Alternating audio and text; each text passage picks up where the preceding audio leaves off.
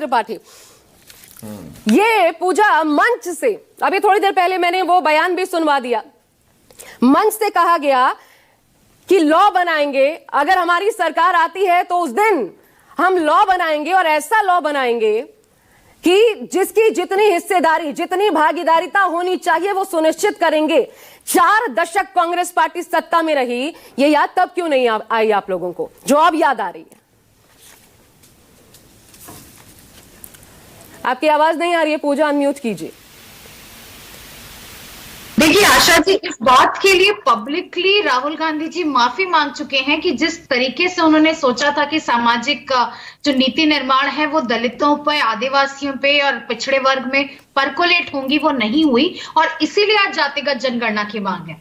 बहुत सबका साथ सबका विकास की बात हो रही है। अभी 1 घंटे पहले प्रयागराज की कर्चना की बात है कि ठाकुरों ने एक दलित की पीट कर हत्या कर दी क्योंकि वो थका होने के कारण गेहूं का बोझा नहीं उठा पा रहा था। कल हमने करणी सेना का भयंकर उग्र प्रदर्शन देखा, तलवारबाजियां देखी, दलित सपा नेता को, सांसद को वो जीभ काट देने की, सर काट देने या अखिलेश यादव की हत्या करने की बात कर रहे हैं और अभी तक किसी एक भी व्यक्ति पर कार्यवाही नहीं हुई है। जहां तक हम हिंसा की बात करते हैं, एनसीआरबी के आंकड़े हैं कि पिछले 10 सालों में दलितों पर अत्याचार में 68% की वृद्धि हुई है। हर दिन 160 अपराध दलितों के खिलाफ हो रहे हैं और इसमें ये जो फहरिस्त है, इसमें सबसे पहले नंबर है मध्य प्रदेश का, उसके बाद नंबर है राजस्थान का, फिर नंबर है गुजरात का और उत्तर प्रदेश का, और ये भाजपा के द्वारा गठबंधन में तेलंगाना की याद दिलाई है।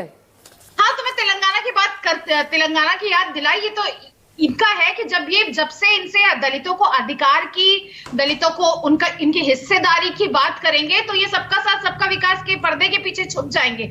लेकिन यही इन्हीं के भाजपा नेता किसी एक दलित के, आज भी जब दलित के मंदिर में जाने के बाद उसको गंगा जल से धोया जाता है, आज भी जब दलित के सर पर पेशाब किया जाता है और आज भी जब दलित के बारात में घोड़ी चढ़ने से इनको रोका जाता है, तब इनकी जो दलितवाद सोच है ना, एंटी दलित सोच, ये सामने आ जाती है। और यह सिर्फ ये आंकड़ों की बात नहीं करेंगे, सिर्फ एक पिकिंग करेंगे, ये चेरी पिकिंग करेंगे, पर मैं यहाँ योजनाओं की बात करूंगी। प्रदीप जी बहुत योजनाओं की बात करते कि मोदी जी सबको लेकर चलते हैं। सीधे आते हैं हम 2024-25 के बजट में। एससी की आबादी इस देश में 2011 की जनगणना के अनुसार 16% और एसटी की 8 है, तकरीबन 25% आबादी है 2011 की जनगणना के अनुसार, लेकिन इन पे बजट का आवंटन है सिर्फ 3%। और अगर इसमें बात करें, इन्होंने दलित अभ्युदय योजना किया था जिसमें 2140 करोड़ का प्रावधान था, जिसमें खर्चा हुआ मात्र 800 करोड़।